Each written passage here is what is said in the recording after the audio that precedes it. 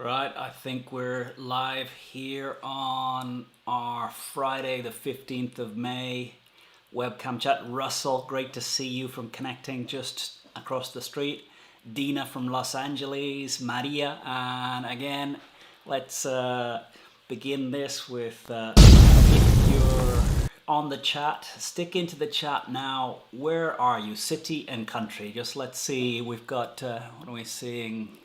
Have a look at the analytics here.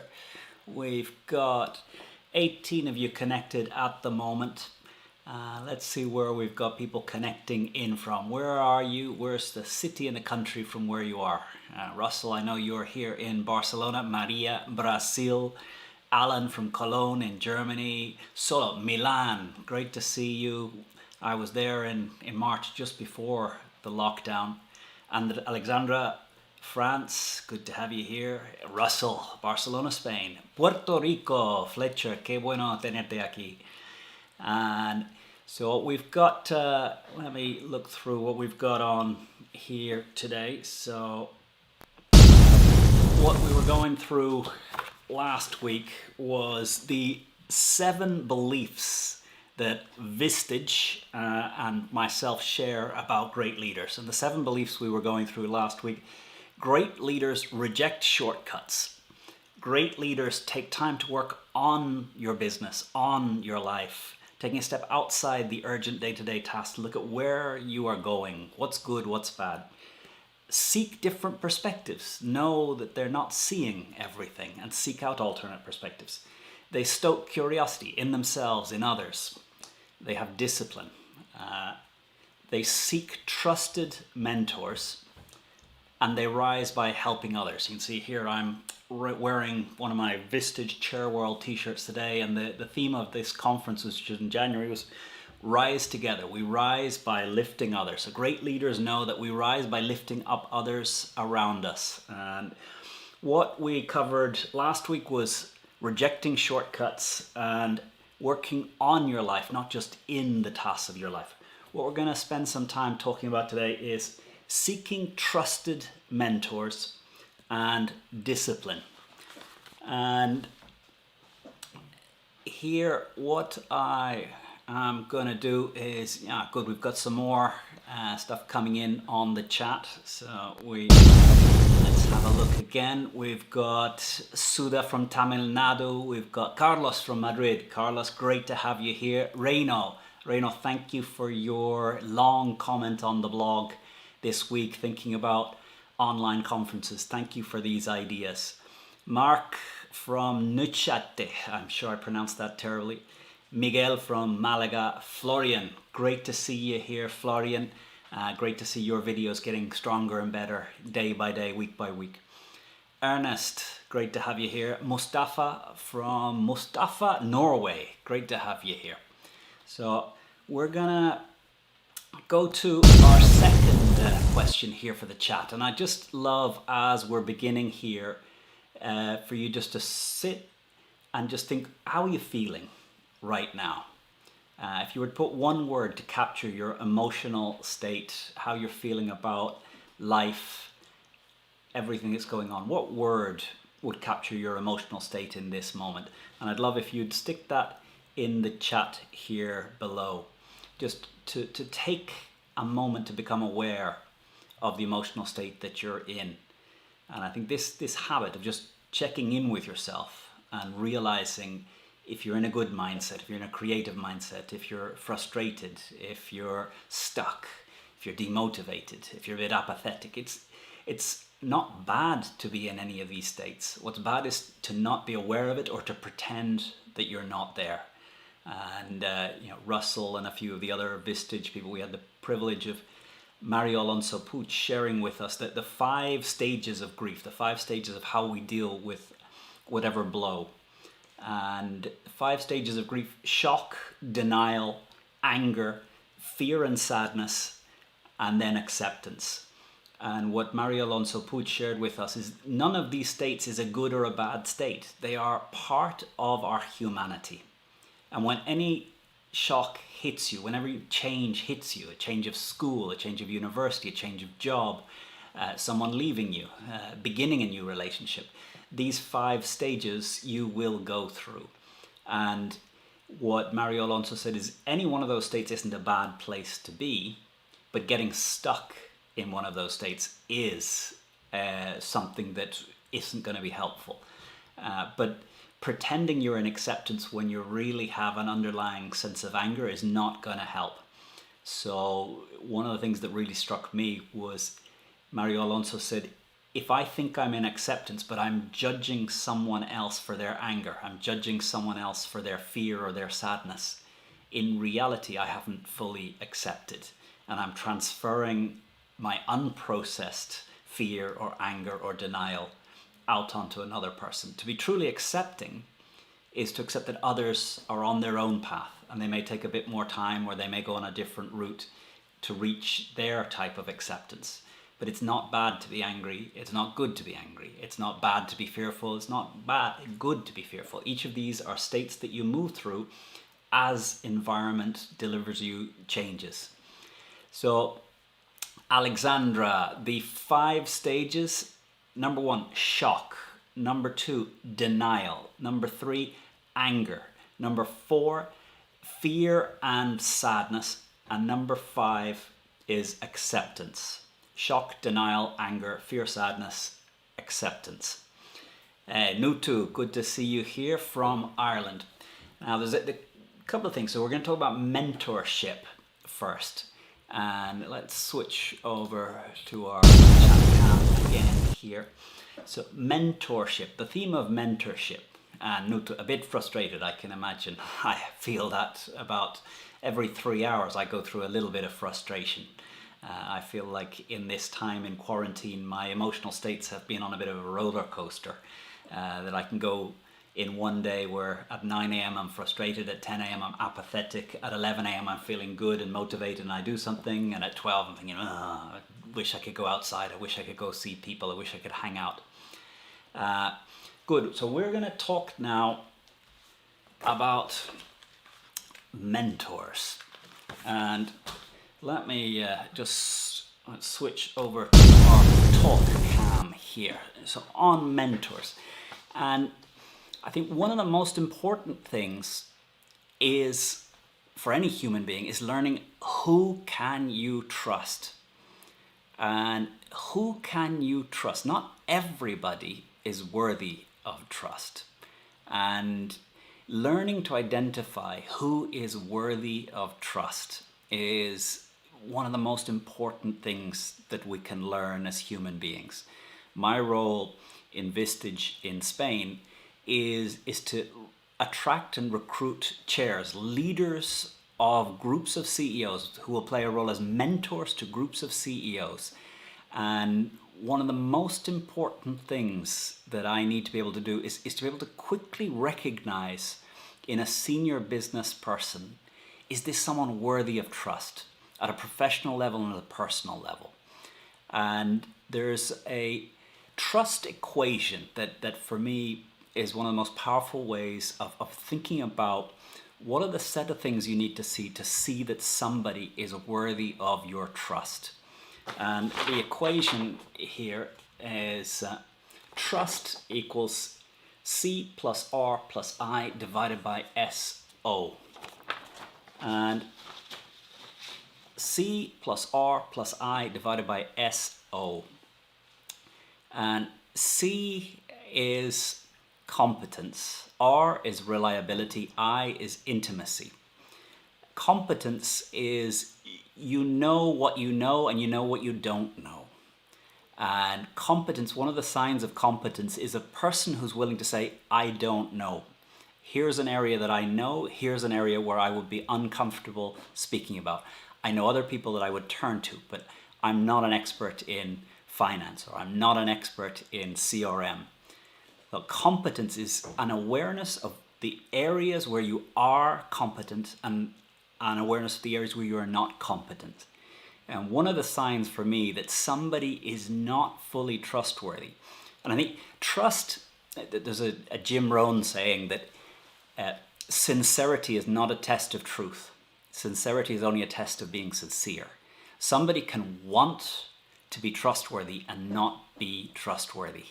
Someone can really desire to be someone worthy of trust, but they haven't put the systems and the practices and the processes in their own life to live up to their word, to live up to their values. And competence is, if you ask someone, are you good at teaching? Yes. Are you good at programming? Yes. Are you good at sports? Yes. Is there anything that you would struggle to have an expert, a good opinion? No. There's a good sign there that this person is unaware of where they're competent and where they're not competent. So the first thing to really understand if someone is trustworthy is they have a clear sense of where they are competent and where they're not competent. And this comes back again to the Warren Buffett test of integrity. You say no to most things. And Warren Buffett and Charlie Munger say that one of the greatest keys to their success is saying no to almost everything. That they really save up their time and their attention for the things that really allow them to play to their strengths. So I wondered, how often do you say no? There's an idea that saying no is saying no to one thing. Saying yes is saying no to a million other things that you could do with your time, your resources, your energy that you're not dedicating to what you're saying yes to. So a yes is a huge commitment compared to a no. But very often people say yes, not because they're intending to commit, but because they'd like to be your friend, or they find it difficult to have the conflicting moment where they say no and you look at them a little bit. I see we have Ethan, Julio, OMX Perez, Khalid. So good to have you here. So see this idea of, do you know where you are competent and where you are not competent? And I love a quote I saw this week from James Clear. James Clear wrote a book called Atomic Habits. And James Clear said, it is much better to fail on important things than to succeed on unimportant things. And I think that this area of C, of competence, one of the vital things I'm looking for in a mentor is that they know what they're good at, and they know what they're not good at, and they know what it's important to them to be good at. And that's where they put their time and their energy. That's where they surround themselves with other competent people. So the first thing of being trustworthy is knowing your competence, knowing your strength. And I love Dan Sullivan. If you don't listen to the Dan Sullivan podcast, Dan Sullivan to me is a genius. I love his way of thinking. I've listened to every single episode of his podcast. And he talks about a thing called your unique ability, and how to discover your unique ability, where your passion, in some way, the word ikigai from the Japanese, the combination of where you love it, you are good at it, people want it, and I don't know what the fourth one is, but it's the union of where you can really enter a state of flow, where this comes easy to you because you're good at it, other people want it, and it flows. But this C, understanding where you are competent and where you want to dedicate more and more of your time and your life. I know, hey, David Thomas, great to have you here. Jim Collins. Jim Collins carries 3 watches around with him, and each of them has a timer. And he uses those 3 clocks to time how much of his life he dedicates to the 3 most important things that he wants to give his time to. And those 3 for Jim Collins: number 1, white space thinking, so blank sheet of paper, no electronics, and thinking. Number 2, teaching. So as he starts a class, as he finishes a class, as he answers the questions, when the questions finish, he turns off that timer. And the third one is writing. And every week, Jim Collins looks at how much of his week went to those 3 activities: white space thinking, teaching, and writing. And I think C is looking at, does the other person have real clarity where they're competent, where they want to spend their time, where they're not competent, where they don't want to put their time and their resources. So C is competence. R, in our can you trust someone equation, when we get to, we've got C, when we get to R, what's the R? R, reliability. You do what you say you're going to do. If you say, I'll send an email when this meeting finishes, you send the email when the meeting finishes. If you have any doubt about whether you're able to stick to your word, don't make the promise. Sadly, it's the little words that we give that we don't follow up on that really impact whether people see us as a truly trustworthy person. And perhaps the thing that I've learned over the last 16 years teaching in a business school is the most dangerous thing at the end of a class when a student comes up and you're not really paying attention, or you're thinking of the next thing, and the student says, can you do this, or can you send me that? And accidentally I say something that might be a yes. And I haven't captured it, I haven't written it down, and I've made a promise without systematically capturing it and making sure that the systems and processes in my life ensure that that student receives what I've promised. And in a way, what I've learned in teaching is to make very few promises. If someone can get this resource in any other way, point them there. If there's a schedule on the wall at the back of class, send them there. If there's an assistant at the back of the class, send them there. Really be careful about where you promise to give things. And when you give your word that you're going to be there, or you're going to give something, or you're going to follow up with an email, make sure that you do that. And in a way, reliability is you do the things that you say that you're going to do. And I guess if you're looking at another person and are they trustworthy, if they follow up on the little things that are almost so small as to be unimportant, you can be fairly sure that you can trust them in the big things. And I think life is made up of the little things. I remember a friend of mine, Vern Harnish, he was one of the founders of Entrepreneurs Organization. His father-in-law owned a whole lot of real estate in Florida. And so he would be regularly looking for tenants to come and live in his apartments. And he would always ask a potential tenant to come and meet him in the car park of the building. And his father-in-law would come down to the car park and he'd look at the car that the potential tenant had come in. And he'd look at the wheels of the car. Were they taken care of? Were the tread good on the wheels? He would look inside the car. Is it clean? Is it taken care of? Because if someone wasn't taking care of a car that they owned, there was no way they were going to take care of an apartment that they didn't own. And this idea that reliability in the small things is a great indicator of reliability in the most big things. If you keep your car in good order, I can probably trust you to look after my house if I share it with you. So reliability, looking at how do people really ensure that they're reliable in the little things. So that's, in my case, I learned to make few promises, but the promises that I do give really make sure that I have a system to capture it. And in my case, these notebooks tend to be filled up with any commitments that I've made in a meeting, any commitments that I've made to send things out. So reliability, just become really reliable with your word, and look at whether those around you are reliable in the small things. And this I stands for intimacy. And intimacy is how much do you talk about yourself and how much do you talk and ask questions about the other person. So someone trustworthy, a lot of their questions are about you, about who you are, what are you looking at, what's important to you. Low I is I talk all about myself. I go a whole hour, in a way, a YouTube live stream, I guess, is the antithesis of a good I talk about myself. I try and ask questions for the chat. I try and create interaction, but at the end of the day, it's my voice being boomed out to the world through this microphone for 1 hour. But I is, in your life, when you're in a meeting, how many times are you asking questions about the other, about what's important to the other, about where they are, what they're feeling, where they want to be?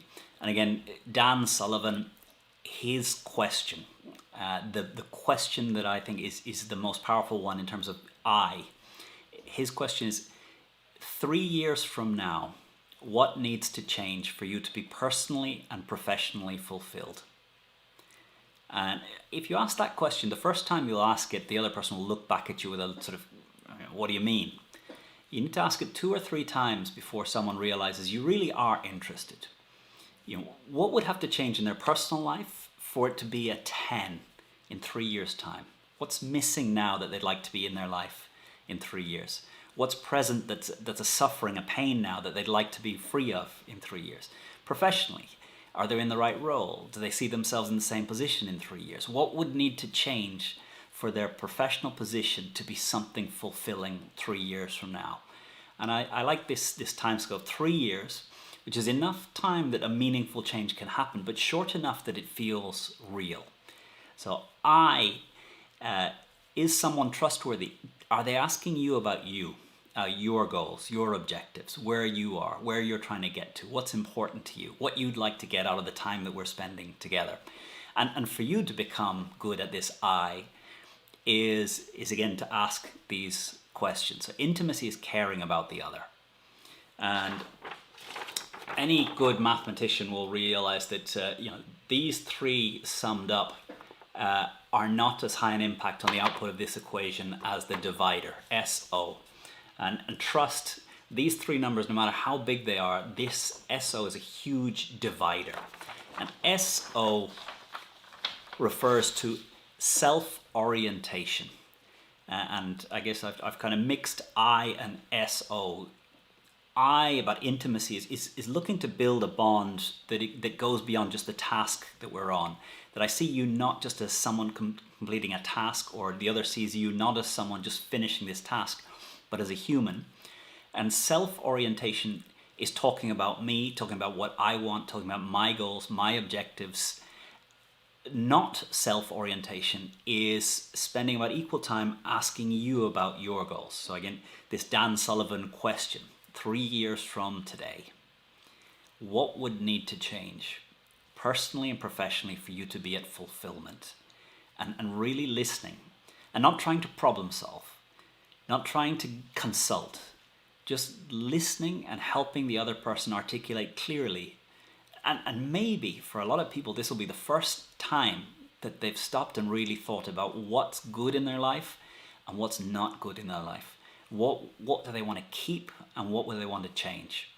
So self-orientation, talking about yourself. Non-self-orientation, really taking an interest in the other person's goals and interests and objectives. And you can have some very effective people, but they're mercenaries. They're about themselves, they're about the task. To be trustworthy, there needs to be an equal balance in terms of getting the task done, but making sure the relationship stays strong through the task. And I certainly know over the last 7, 8, 9 weeks, I've spent a lot of time here at home, here with my daughters. And one of the little projects that we have done about weekly is make a little 1 to 2 minute video. We've made a Gladiators video, we've made Frozen, the movie, we remade it as a 5-minute little video with us acting in it. And sometimes I get so carried away with the production of the movie that I forget about making it fun for me and my daughters. I get so obsessed on my vision of how I want this video to turn out, they stop listening to what they want to do, what they want to contribute, and I make it that I take it over. And some of these week video projects have ended with us all feeling good about life. Some of them have ended with a beautiful finished video, but 3 very frustrated people. And I guess being trustworthy is never losing a sense of the balance between the importance of the task we're working on and the relationship of the people that we're dealing with. I remember talking about mentors. One of the mentors that I constantly go back to in my life is a man called Warren Rustand. And I know Ethan, who I've seen on the call, maybe there's some other entrepreneurs organization people on the call who know of Warren Rustand. But one small story, I've known Warren for about 10 years. And for the first 5 years, he was just a speaker on a stage. He talked some good stuff, but I'd never seen him in the details. Over the last 5 years, I've had the privilege of teaching together with him for 1 week every November in Washington.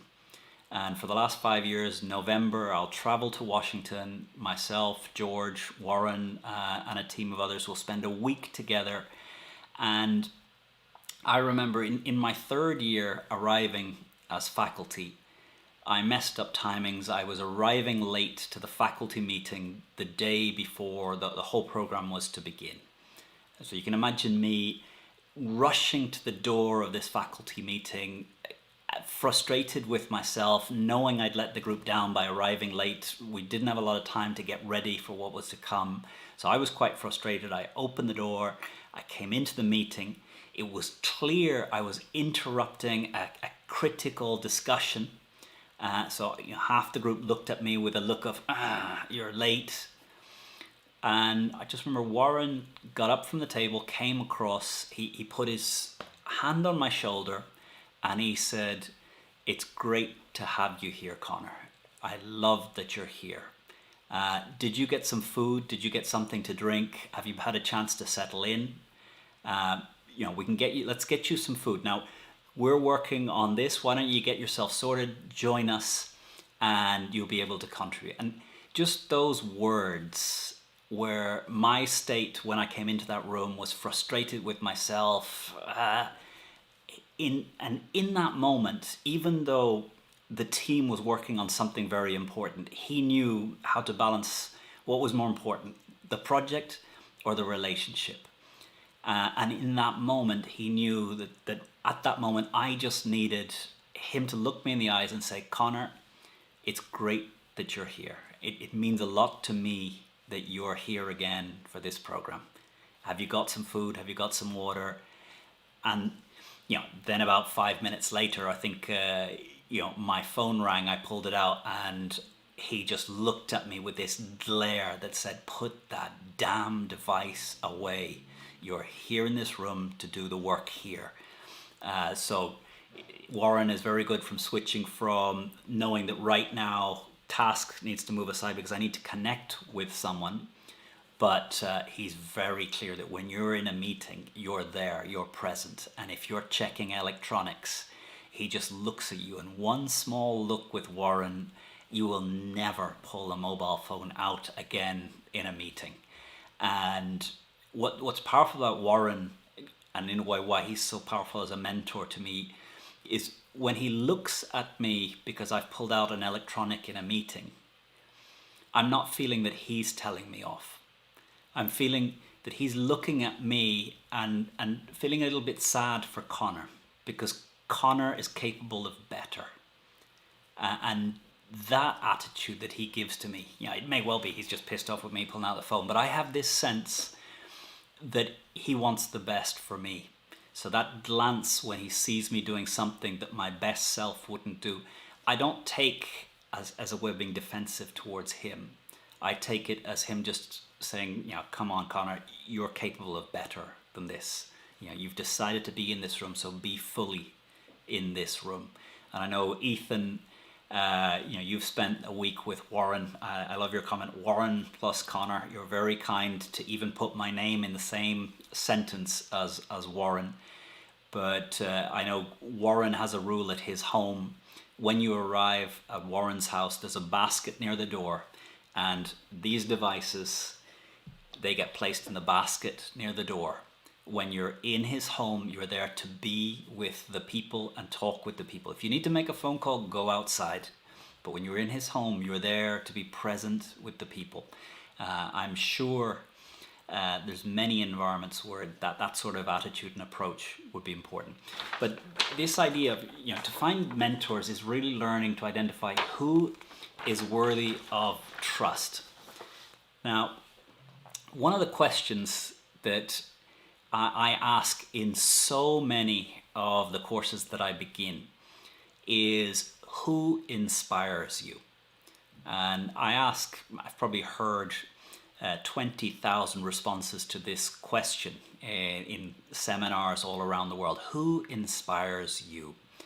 And we pull in all of the results and we think about the people that get the best out of you.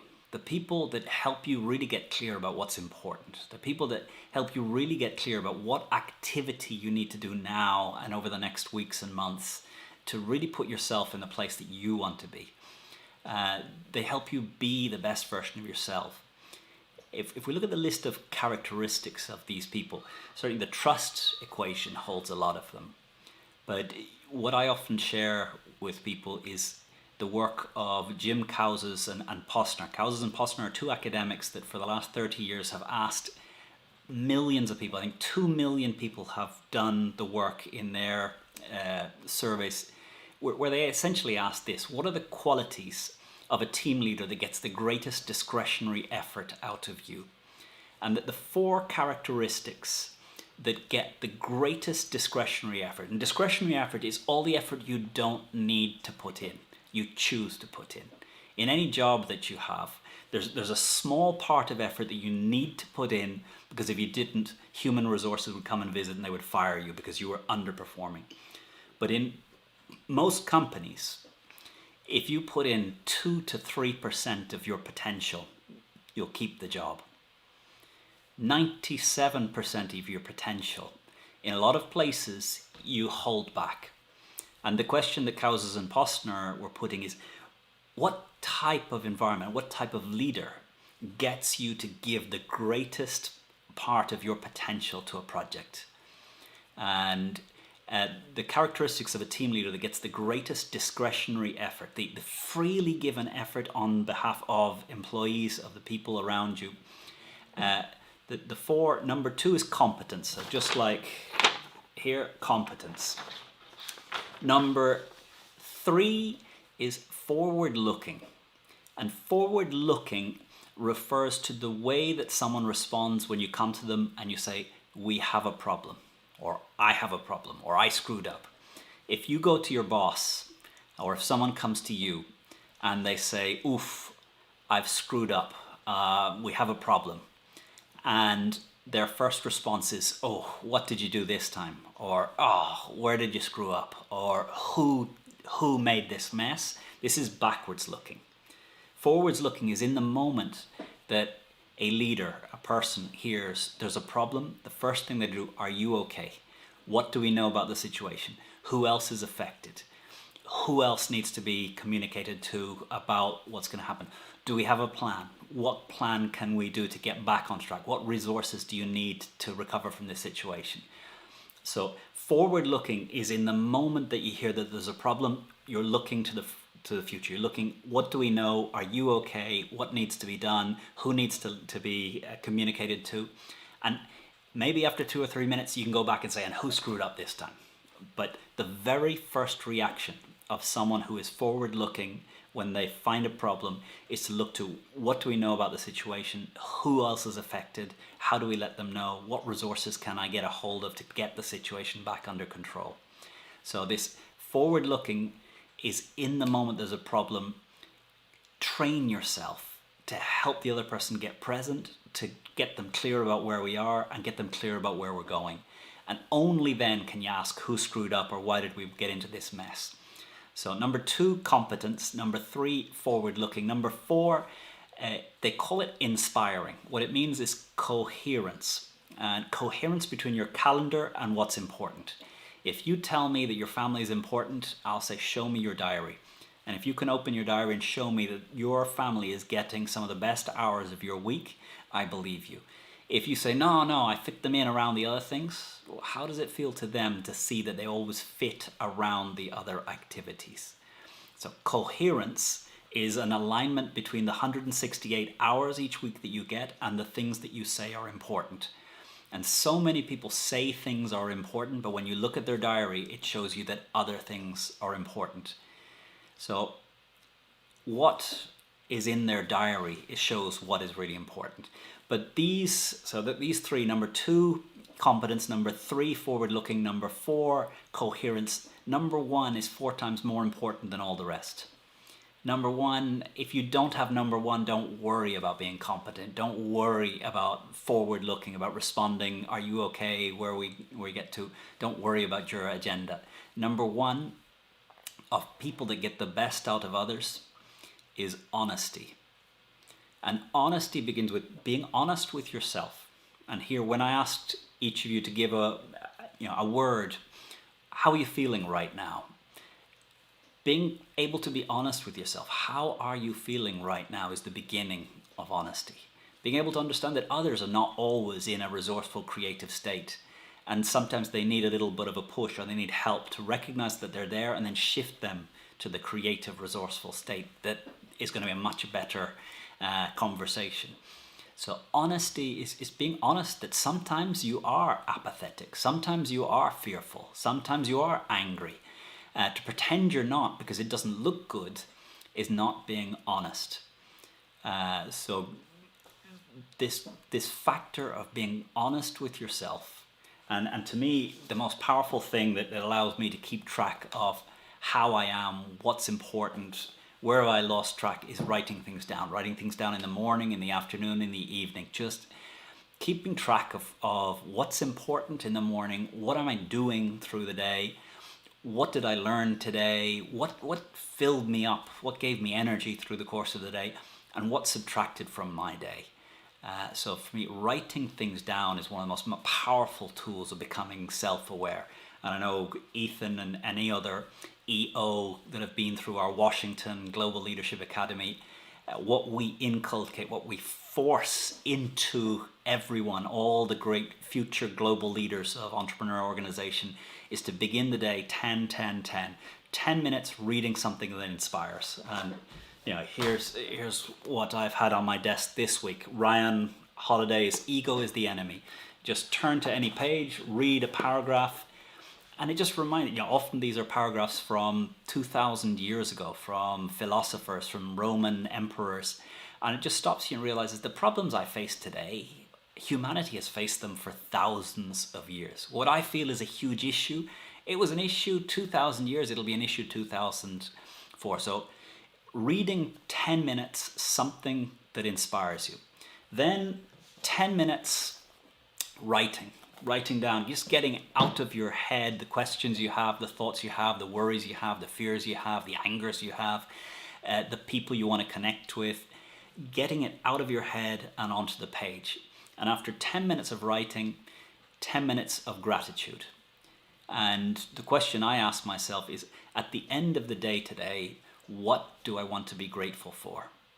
And just allowing my mind to think through all the things that are in my calendar for today that are likely to happen across the course of the day, and imagining tonight when I'm in my bed about to fall asleep, thinking about the day, what do I want to feel grateful for today?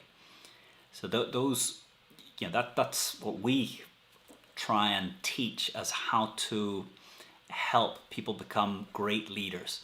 And I think at the beginning, when I was teaching leadership at IESE, and I was in my late 30s, it struck me, who the hell am I to teach anyone about leadership? And I don't even know what it is. And I went through quite a while of trying to get to grips with what is leadership, what makes a person a great leader. And I think a great leader is somebody that when you're there, you raise up everyone else. You help them see clearer. You help them be the best version of yourself. You help them take on challenges that perhaps they wouldn't have taken up if you weren't there to encourage them. And when you go away, they remain better people. So even though Warren Rustand isn't here with me, very often when I'm facing a decision, I'll write down in my book, WWWD, what would Warren do? And just that thought connects me to Warren and how he might go through taking the decision, how he might respond to a crisis. So I'm losing my train of thought here a bit, but anyway, mentors, trustworthy, and the other thing on mentors, as I've asked this question, who inspires you? A few times recently, someone has said, I have one person that they don't inspire me. It's in fact the opposite. I had an old boss that if I want to think what should I do, I think what would they have done, and I do the opposite. They're my anti-inspiration. And sometimes in our life, there's a mentor that is an anti-inspiration. Someone that goes about something in a way that you just think, if I ever have that leadership role or that responsibility, I will never want to carry on or be the way that person is carrying on. And I've had one or two anti-inspiration, anti-mentors in my life. And they're quite powerfully in terms of pushing me to be better. So sometimes an anti-mentor is a very powerful thing. To see someone carrying on in such a way or impacting you in such a way that you think, I never, ever want to come across like that to another person in my life.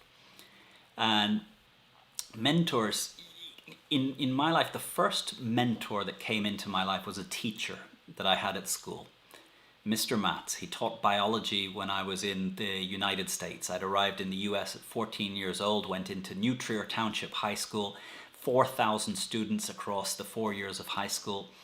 And Mr. Matz, I just remember as one of the most positive human beings I had ever come across up to that point, and probably will ever come across. He walked into the room and the first words every day was, "It's a great day." And you had the sense that he had chosen that today was going to be a great day. It wasn't that the sun was shining. It wasn't that the clouds were beautiful clouds. Every morning he got up and he chose that today was going to be a great day. And he walked into our class and he had chosen that that was going to be a great class. And he had chosen that when I talked to him, it was going to be a conversation. And Mr. Matz, he held up the textbook for the class on biology. He said, "How much is this book worth?" A group of 14-year-olds, $30. He says, "If at the end of this year you've learned everything that's in this book, you're worth $30 more. That's not what this class is about. If you've become curious about life, curious about systems, and you've got a way, a biological system way of thinking about the interaction of different systems, the tree with the squirrel, the clouds with the sea, if you look at the systems and how they interact and you bring curiosity into life and you wonder, you're worth infinitely more. This class is not about what's in the book. It's about becoming curious and interested and engaged in life." And I remember about 3 weeks into the class, he'd given us a homework. And the homework was interesting to me. So I took more time on that homework. My father had a computer, this would be 1985, 86, so a computer from work and a printer, one of the dot matrix printers that had the dotted rows at the side. And on the homework, I put together a graph and I printed it out using my dad's computer.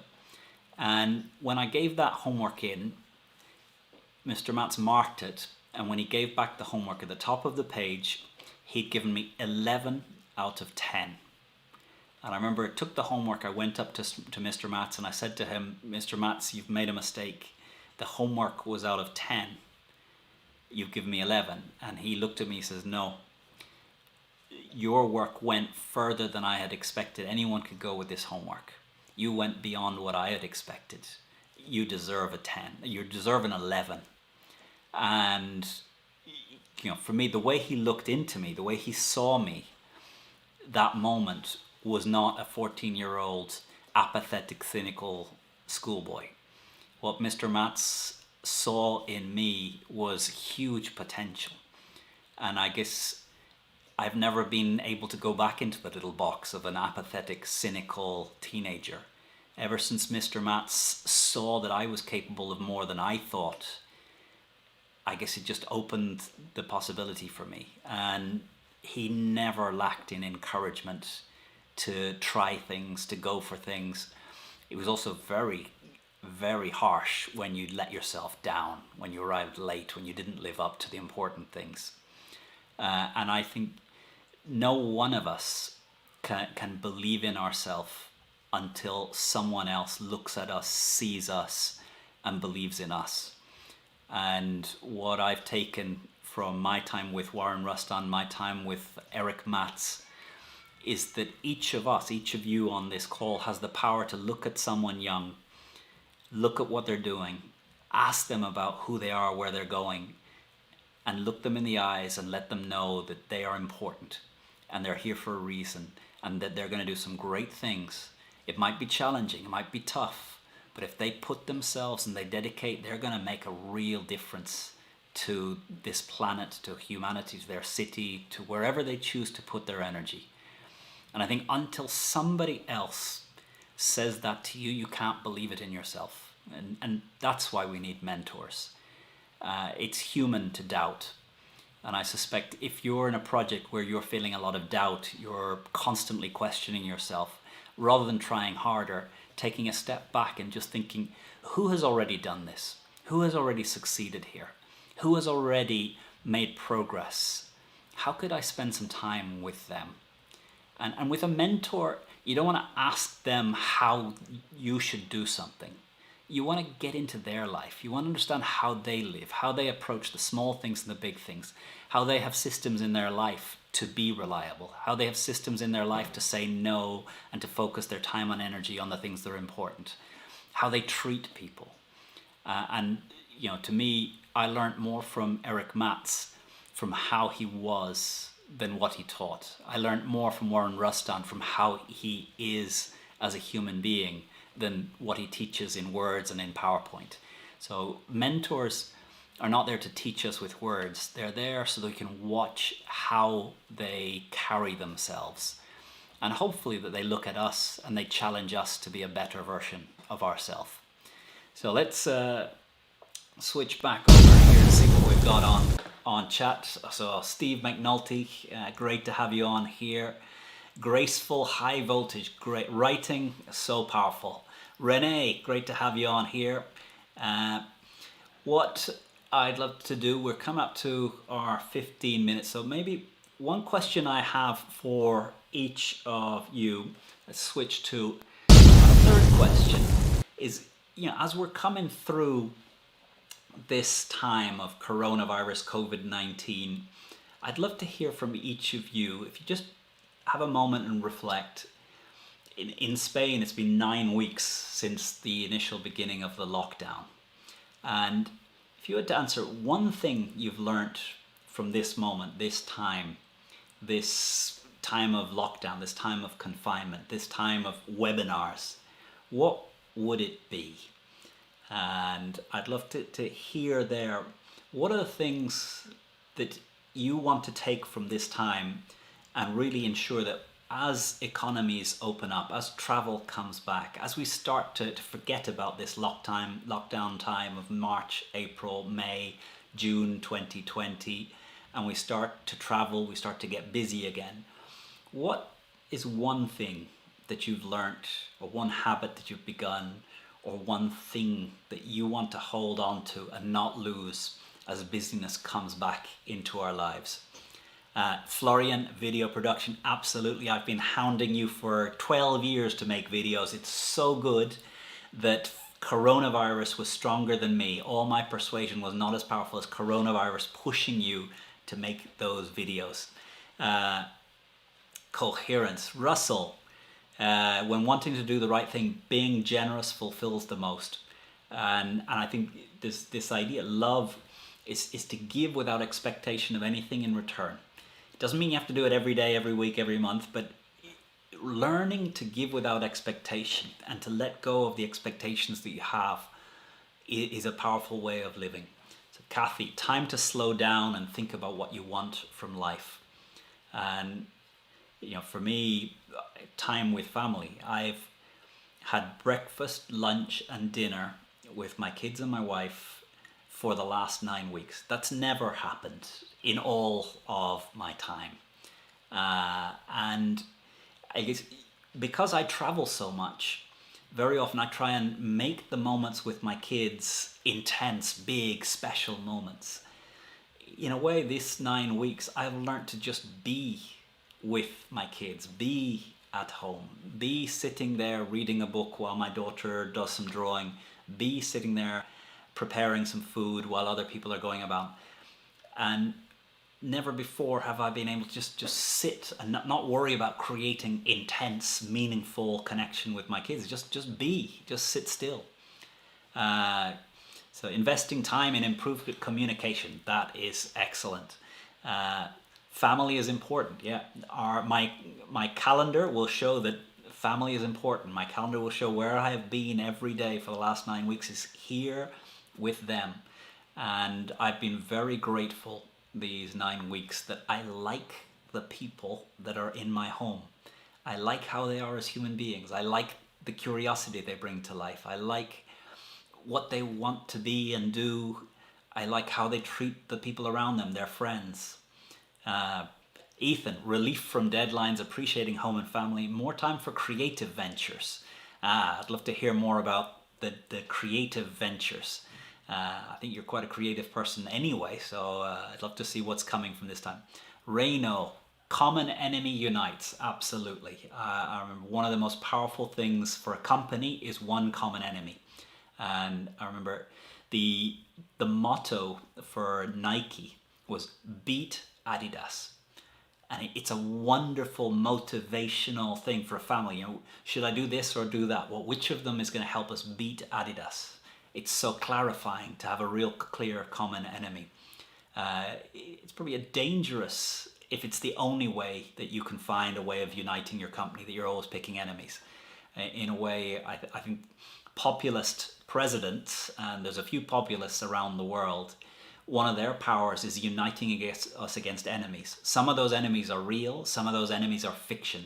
And it's a real danger when someone is uniting someone against an enemy that is fake, when the enemy is inside ourselves. The enemy is our own lack of discipline, our own lack of clarity. So sometimes an enemy is a powerful thing to bring us together. Sometimes it's a lie. The problem is within me. It's what I want. It's the impossibility of what I want to get without putting the work in to get it. Cormac, patience. That's been on my list of skills to learn for years. I think genetically we were not given a blessing of the patient gene. So Cormac, if you figure that one out, let me know. So we're coming up to the last 8 minutes here. I had promised that we would talk about, we would talk about, of these 7 things, mentors, which I've talked about, trust and mentors, how to decide if you're trustworthy, if someone else is trustworthy, discipline. And let's switch back to the camera here for discipline. And I think there was a saying once that we are born creative, we must learn discipline. A child is intensely creative but lacks discipline to finish things. So what artists need to learn is the discipline to finish the works that they begin. And Jim Collins, I think, has a saying that mediocrity is always the result of chronic inconsistency. Chronic inconsistency. Chronic inconsistency is the lack of discipline, the lack of processes and systems that create discipline in your life. On one of the earlier live streams, I talked about the 20-mile march.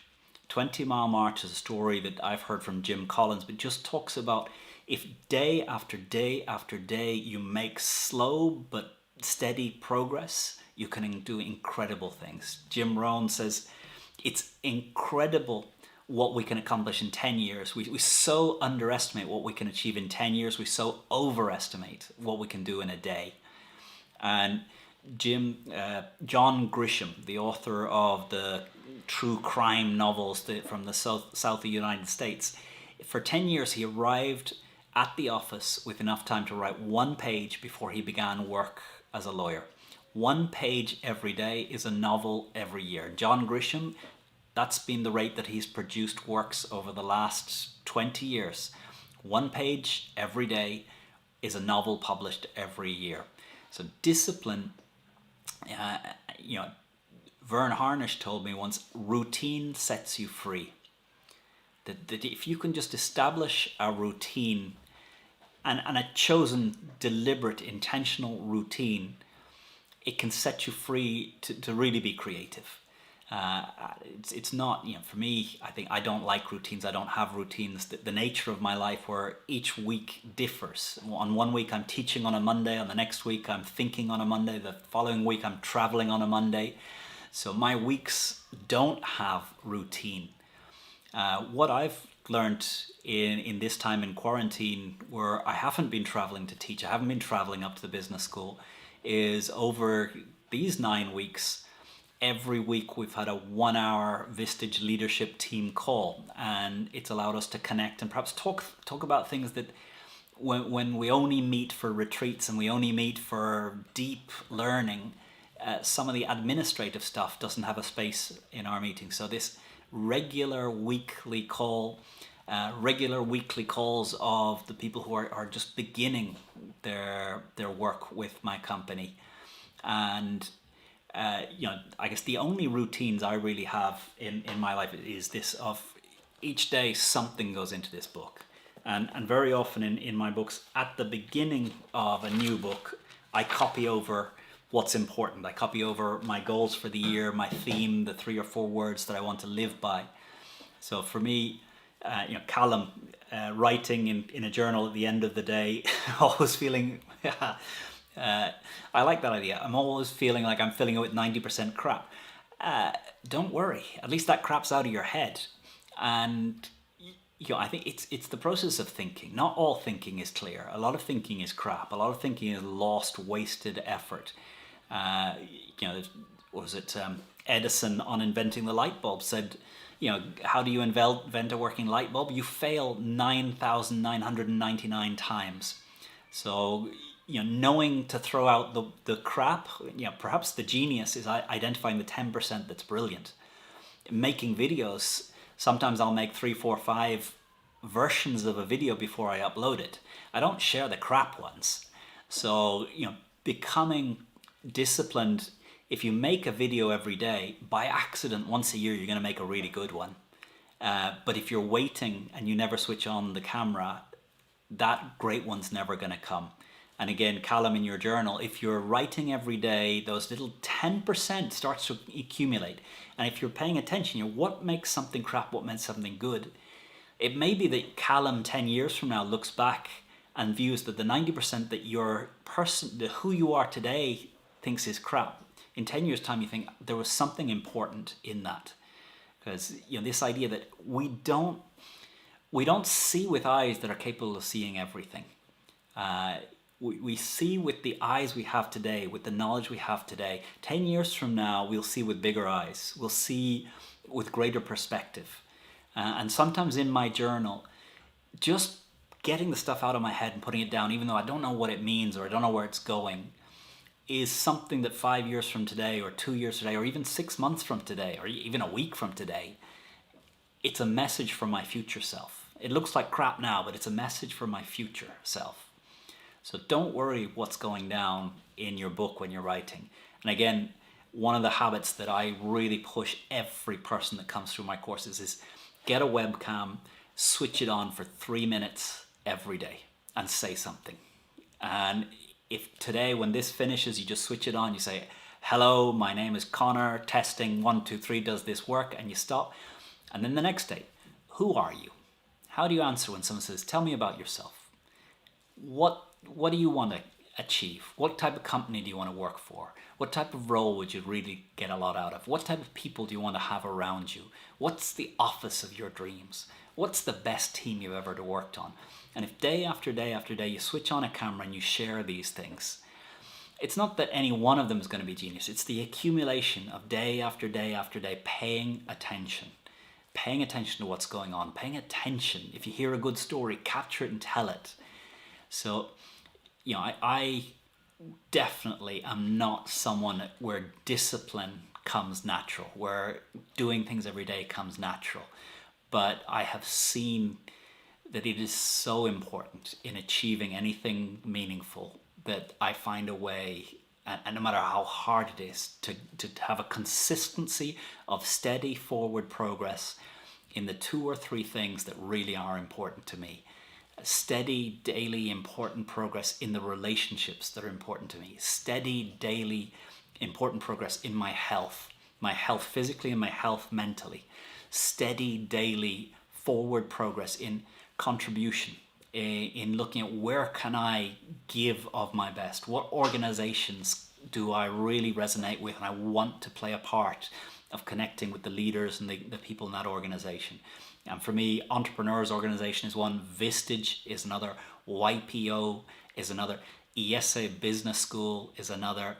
These are places where the values and the attitude and the mission really resonates with what I believe to be important.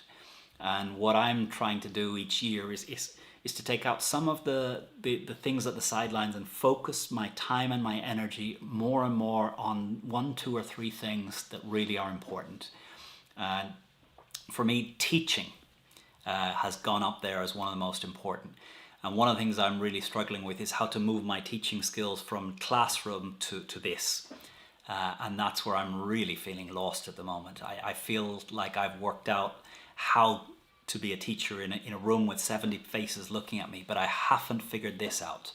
And this live stream and you listening to me is helping me figure out this process of sharing. And in a way, it's not teaching, it's me firing words at the camera. Teaching is a very different thing. Teaching is not just talking. This is a lecture. I don't like lectures. I like teaching. So I need some help to figure out how to use the tools we have here to do teaching. And teaching is pulling the best out of another, not pushing out words from me. So what I'd like to do as we wrap up this is just in the chat, give me one lesson that you've taken from coronavirus, from this hour together, from anything over the last week or month. One lesson and one action. One lesson you've taken, one action you commit to realizing over the next few days. So from what we've heard here together, one lesson you've taken and one action you commit to putting into your life. Ethan, I love your YouTube channel, and Ethan, I can't wait to see you getting onto some live, because I really love the way you share your story, Ethan. It really is inspirational for me and for so many people. So Ethan, keep on sharing on that channel. Miguel, kind words, and Miguel, positive encouragement. It's incredible the power it has. So thank you for your words. Kien, thank you. Let's have a look again in the chat. Yeah, so solo 400. Some of the things you write in your journal, maybe share them with your kids, share them with people around you. Although for me, the purpose of the journal is not to create anything. It's just a process of getting stuff out of your head and onto a page and becoming aware. An awareness of your life, aware of who you are, aware of what's important, aware of what you've forgotten. Keep the bounce. Tony, love your videos. Your recent one on how challenging it is to be authentic, fantastic. So I don't know if in the chat you're able to click and see the videos of other people. John Zimmer, great to have you on here. John, we're going to make a great course. So John and myself are developing a video course, Thinking Clearly to Communicate Powerfully, which is just about, very often John and myself, when we begin teaching courses on persuasive communication, the first 2-3 hours is just helping people realize their thinking is very vague. They're not thinking, the simple logic of if this, then that. Thinking in terms of benefits for the other. So if I'm an entrepreneur and I want you to invest in me, why should you invest in me? Because I need the money. Well, no. What will it give the other person? So thinking clearly to communicate powerfully. John, looking forward to working more with you on that. Renee, Camino de Santiago, 20-mile march. So every day, 30 kilometers. If you ever think about the whole journey, the whole way to Santiago, it's just so scary. Sometimes this idea of just dividing life up into chunks that are so small that it's easier just to do it than to talk yourself out of doing it. And doing the Camino de Santiago, I don't know how many it's 1,000 miles or more from Roncesvalles on the French border right over to Santiago. Doing that day by day by day, you make it happen. So Ravi, thank you for being here. Callum, great to have you here. We're gonna come to an end here, and great to have you with me on this Friday, the 15th of May. I will be setting up another live stream next week to keep sharing out some of these ideas. And thank you for being here as I start to figure out learning how to teach through this little hole here, how to reach people through this little hole here. Russell, yeah, that 11 out of 10 from Eric Matz. And again, as a Vistage chair, as a boss, letting people know when they got 11 out of 10, letting people know when they beat your expectations. We are brilliant at letting people know when they don't meet our expectations, often because we didn't give clarity to them of what our expectations were. But when someone exceeds it, sit them down, let them know that was 11 out of 10. That was way beyond. Graceful high voltage, Jamie. Love you. Yeah, I need to get back to you because we want to do some good stuff and get some guinea pigs to help us develop material to make sure the teaching is good. Alexandra, make those videos. Excellent. Renee, 11 out of 10. Thank you very much. Ramesh, great to have you here. Read 10, write 10, and think about the day. Think back from the future and think about what do you want to be grateful for. What a great way of starting a day. Kathy, great to have you here.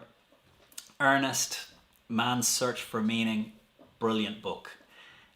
Another book that really impacted me, Tolstoy, The Death of Ivan Ilyich. If you read Man's Search for Meaning, a shorter book that captures somewhat of the same idea, Tolstoy, The Death of Ivan Ilyich, really powerful. Javier Zubelia, que bien verte. Great to see the MBA 2004 chat up and running and getting much more energy. It's amazing. Coronavirus has got some communities closer together. So we're going to be calling it a day here.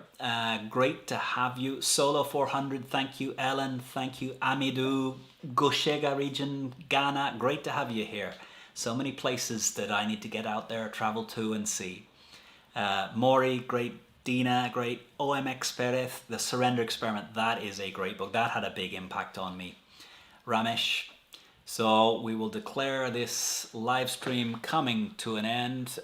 We've had 958 playbacks of the videos so far, so a few people checking in. Sanal, Alexandra, Jamie, declaring end of stream. 3, 2, 1, go.